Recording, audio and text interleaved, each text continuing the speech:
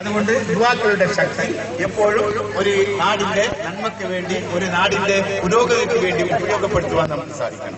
ഈ ക്ലബിൽ പ്രവർത്തിക്കുന്ന ആളുകൾ തീർച്ചയായും ഈ നാട്ടിലെ യുവത അവരുടെ ശക്തി, അവരുടെ കർമ്മചൈതന്യം ഈ നാടിന്റെ പുരോഗതിക്ക് വേണ്ടി, ഈ നാടിന്റെ വികസനത്തിന് വേണ്ടി ഉപയോഗപ്പെടുത്തി എന്നതുകൊണ്ടാണ് ഈ ക്ലബിനെ, ഈ സംഘടനയെ പരിരംഭണം ചെയ്യുവാനും, ഈ സംഘടനയെ വാരിപ്പുണരുവാനും, ഈ സംഘടനയ്ക്ക് വേണ്ട എല്ലാവിധ പ്രോത്സാഹനങ്ങൾ നൽകുവാനും ഈ നാട്ടിലെ ആബാലവൃദ്ധം ജനങ്ങൾ മുന്നോട്ട് വന്നു. പലയിടങ്ങളിലും സാധാരണ നമ്മുടെ ക്ലബ്ബുകൾക്ക്, പ്രത്യേകിച്ച് യുവാക്കൾ നേതൃത്വം നൽകുന്ന സംഘടനകൾക്ക് മുതിർന്ന ആളുകളുടെ ഇതുപോലെയുള്ള പ്രോത്സാഹനങ്ങൾ ലഭിക്കാറില്ല. അതിനുള്ള കാരണം ഞാൻ നേരത്തെ പറഞ്ഞതുപോലെയാണ്.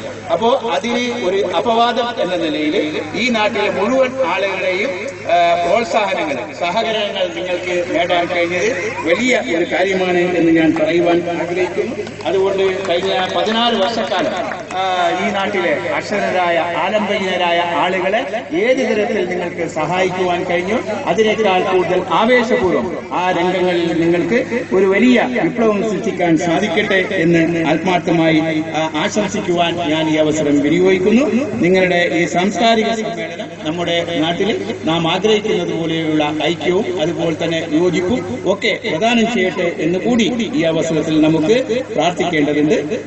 നമ്മുടെ എല്ലാവരുടെയും സഹകരണം ഉണ്ടെങ്കിൽ തീർച്ചയായും നമ്മുടെ യുവതയുടെ കർമ്മചൈതന്യം നാടിന്റെ വളർച്ചയ്ക്ക് വേണ്ടി നമുക്ക് ഉപയോഗപ്പെടുത്തുവാൻ സാധിക്കും. അതിന് നിങ്ങളുടെ ഈ സംഘടനയ്ക്ക് ഒരുപാട് കാര്യങ്ങൾ ചെയ്യുവാൻ സാധിക്കും. നമ്മുടെ നാടിന്റെ, നമ്മുടെ സമൂഹത്തിന്റെ, നമ്മുടെ രാജ്യത്തിന്റെ ഒക്കെ അഖണ്ഡതയ്ക്കും ശക്തിക്കും വേണ്ടി പ്രവർത്തിക്കുവാൻ നിങ്ങൾക്ക് സാധിക്കട്ടെ. നിങ്ങളുടെ കർമ്മചൈതന്യം തീർച്ചയായും നിങ്ങൾ ആ വഴിക്ക് ഉപയോഗപ്പെടുത്തണം എന്ന് മാത്രം പറഞ്ഞുകൊണ്ട് ഞാൻ എന്റെ വാക്കുകൾ ഉപസംഹരിക്കുന്നു. നിങ്ങളുടെ ഈ സാംസ്കാരിക സമ്മേളനം വളരെ സന്തോഷപൂർവ്വം നിങ്ങളുടെ എല്ലാവരുടെയും അനുവാദത്തോടു കൂടി ഉദ്ഘാടനം ചെയ്തതായി അറിയിച്ചുകൊണ്ട് ഞാൻ എന്റെ വാക്കുകൾ ഉപസംഹരിക്കുന്നു. നിങ്ങൾക്ക് നന്ദി. ജയ് ഹിന്ദ്.